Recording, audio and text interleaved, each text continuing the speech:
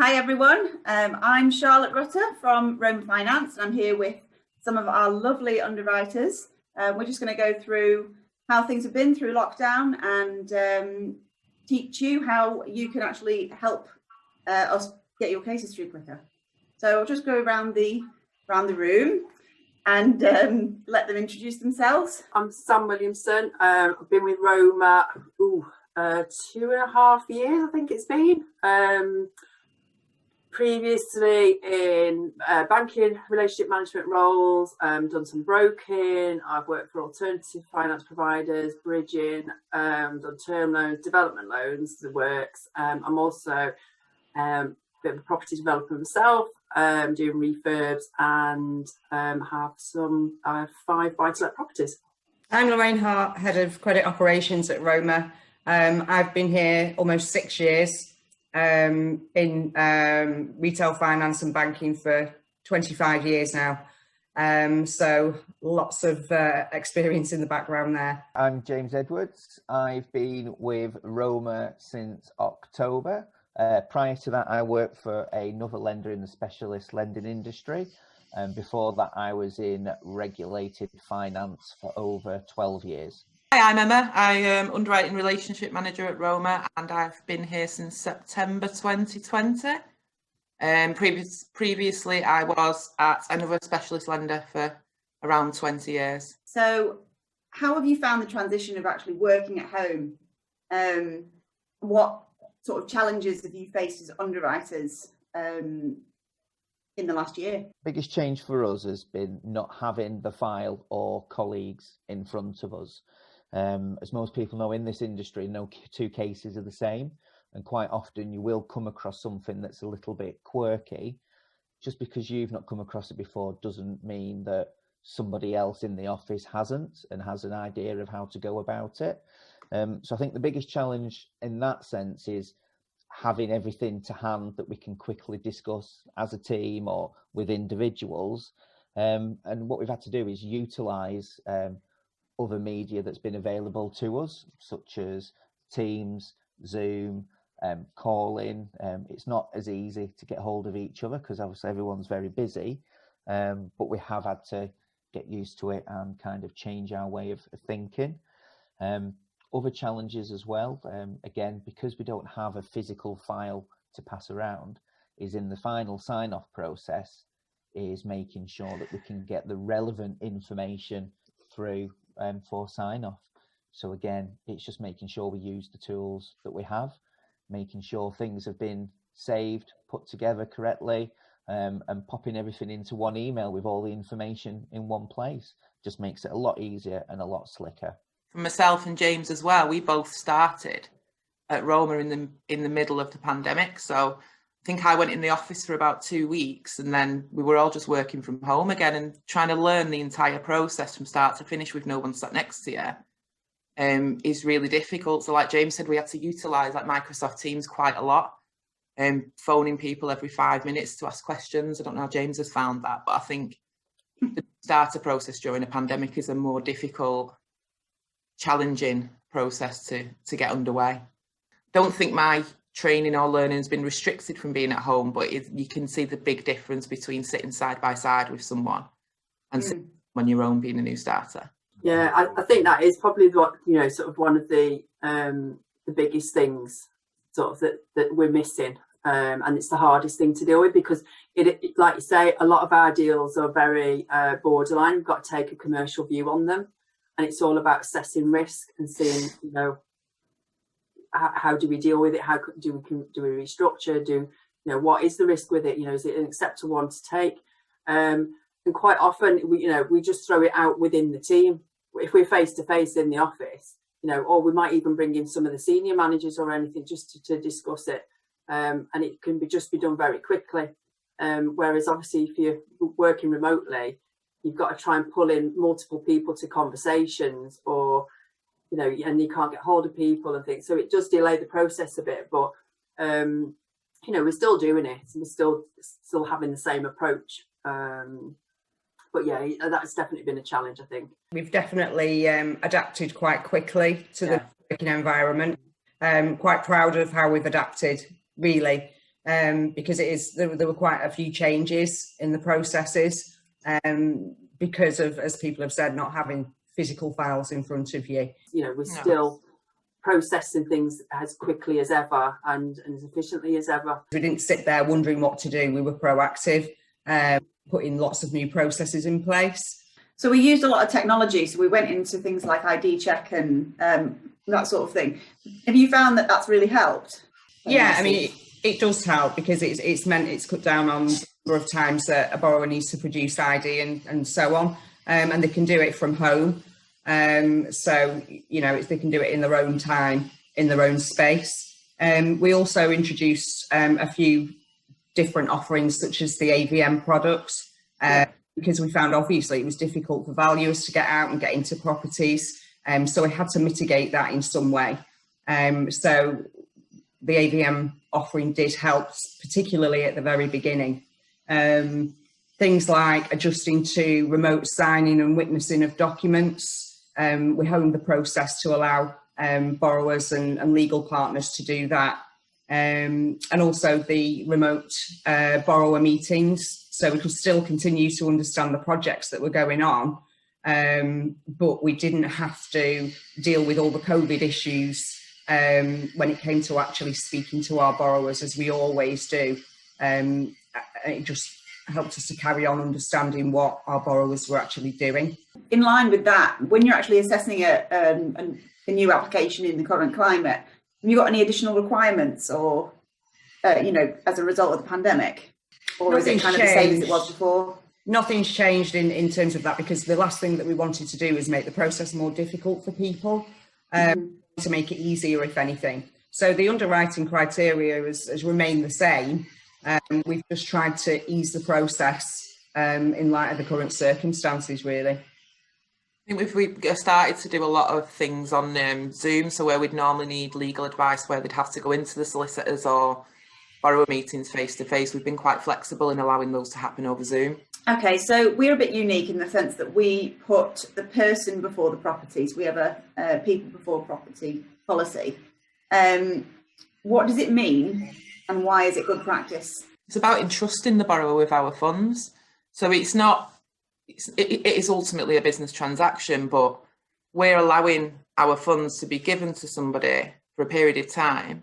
And by underwriting the borrower first, we take into consideration their history, their experience, everything about the borrower, including the projects they're doing and the wealth they're creating for themselves. And by underwriting the borrower first, we're ensuring that there's a good possibility that we're going to get our money back at the end of the term. You could have a great borrower and a poor asset, and that great borrower could make that poor asset better and bring the project to fruition. Whereas if you've got an inexperienced borrower and an okay asset, that may not necessarily work. But where the asset isn't everything that you would hope it could be, a good borrower will turn that around and make it a deal that we can do. So we always look at every angle to make something work, and we do take into account, you know, the borrower's circumstances, and that can often help make the decision as to whether we're going to lend or not. So we meet every borrower. That's definitely unique in this industry, and at the project site, if possible. Why do you think that's important? It's something that we've done since the very, very beginning. We're still doing it as we're growing, and we plan to continue to. So why do you think that's important? I mean, particularly now as we're doing more development finance, heavy refurb, and much larger loans as well. I think it's extremely important. It's also, you know, we use it sometimes, that can actually be the deciding factor as to whether we actually do a deal or not. We get quite, you know, we get a lot of complex ones or ones that are a bit marginal. You know, we've had quite a few recently. You know, sometimes it would be that we might have suspicions that it might be a backdoor regulated loan. We can't do regulated loans, so we have to be really careful that we're not doing them. Sometimes, you know, obviously actually meeting the customer and grilling them sort of, you know, as to their intentions and things like that, that can actually, you know, help make our decision that actually, no, we're happy that they're not going to do that and live in the property at the end. We've had instances where we've had recently where they've been multi-use properties, and the commercial element has been obviously closed because of lockdown, and because of where it is and the sector it is, it's one of those where you think, not sure. Perhaps, meet the guy. They're obviously experienced. Look at the location, meet the guy. What's your gut feel? Again, that's made our decision for us. We've had, one of our largest development deals that we did in the northeast. That case, when that came in, would have been an easy decline, but we did a lot of research on it and then decided, no, actually, we want to go and meet him, we want to go and see the site. And when we saw it and met him, it was like, no, we definitely want to do this. We want to back it.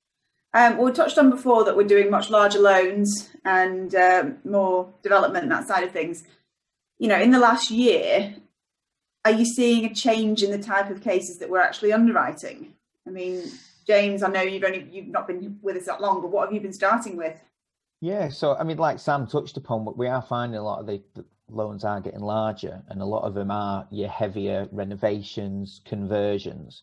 So it does look like people are wanting to get more out of what assets they've got. So whether it's converting it into multi-resi units or commercial into resi units. So of course, we're there to help them through that journey. And we're also finding that our 5-year product as well is becoming very popular.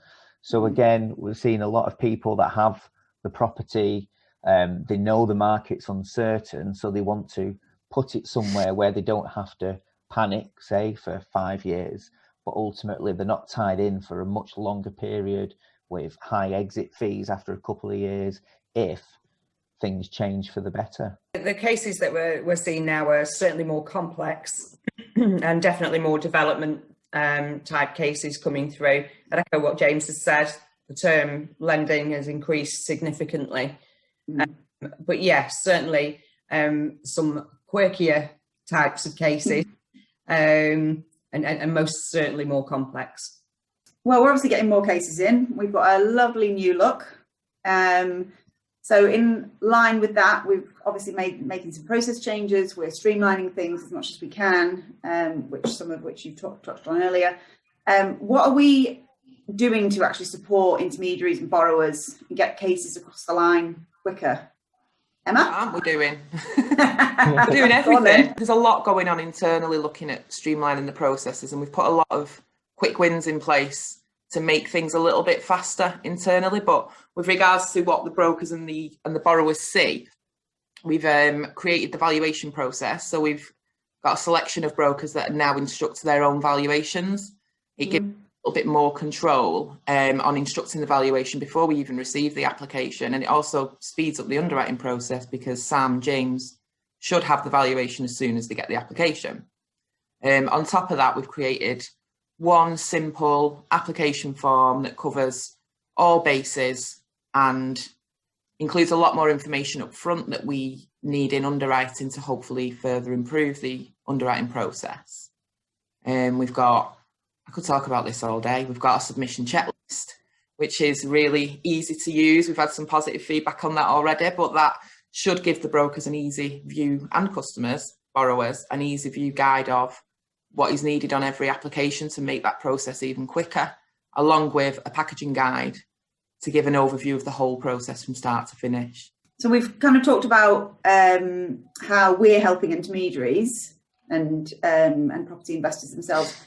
How can they help us? The biggest thing is making sure that we have all the underwriting requirements as early as possible, because that allows us to assess the case from day one in the round. The other point, I think, if we look as a whole at what tends to slow down a case from progressing, it can tend to be the legal aspect. So communication with the borrower's solicitor. So I think if there was one thing that we'd encourage is that our intermediaries talk to us. We're always happy to update on where a case is up to, but also to assist us with the things that we can't influence, such as the speed of response from a borrower's solicitor. So anything that can be done to push that along is no end of help to us. So, it's just about engaging with the borrower and their solicitor, and encouraging them to get the responses back to us as quickly as possible. What types of cases do you think we're going to start seeing more of, and why? I think we can get more commercial deals coming through, where they're being purchased as commercial, semi-commercial, vacant properties that are being, they intend to convert to residential. We're already starting to see those. So I think that will happen more because there's just, so many vacant properties, whether they're secondary type places or tertiary even, never mind sort of, in the prime places. I think we'll also get some, so as a result of that as well, I think we'll get more of the heavy development deals, but I think we'll continue to get more ground up. I think certainly the builders who are doing the smaller sites, I think they're not really catered for, particularly in the marketplace. Most of your mainstream lenders, and some of the alternative ones as well, that they're not interested in small sites or anything below £1 million, or they're really not interested. So there's a big demand from that sector so I think we'll continue to do that. And historically we've always sort of had the inquiries, but we've just not been able to cater for them at the time. So it's good that we are seeing them now. But I think that will definitely continue. As I say, we've already got quite a lot of them. Cool. Okay. Well, thank you very much, everybody. Thank you very much for watching, and we will be back again at a later date. Thank you.